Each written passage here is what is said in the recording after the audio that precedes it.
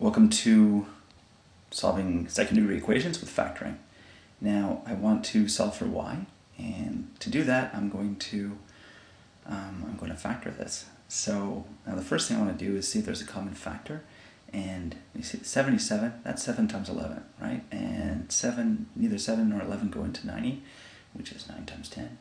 And 169 is 13 times 13, so we have all of these things are mutually prime pretty much. So I can't reduce this at all. So that's going to make this rather difficult. Alright, so let me just copy that. I'm going to put it into a nice text box.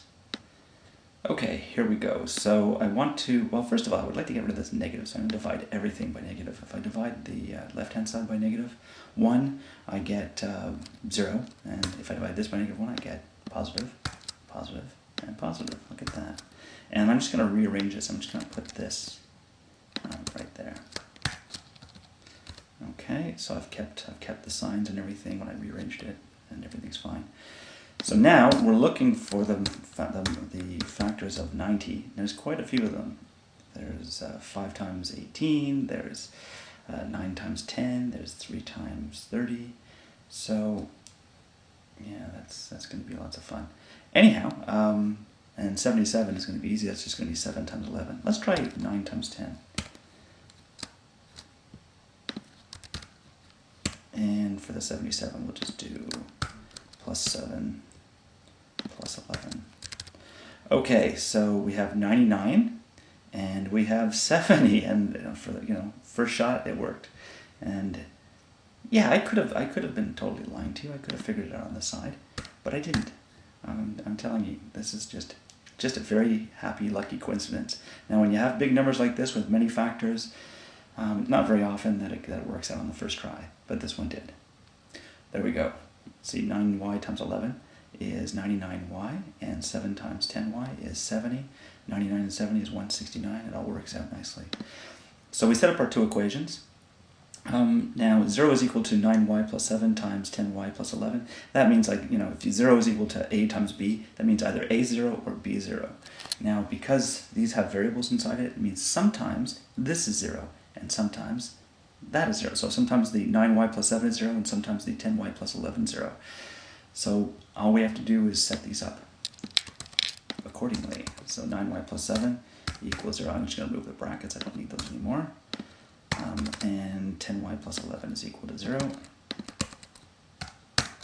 And then I just want to solve for y. So I want to get rid of that 7. I'm going to subtract 7 from both sides, and that gives me 9y is equal to negative 7. And then I'm going to divide both sides by 9.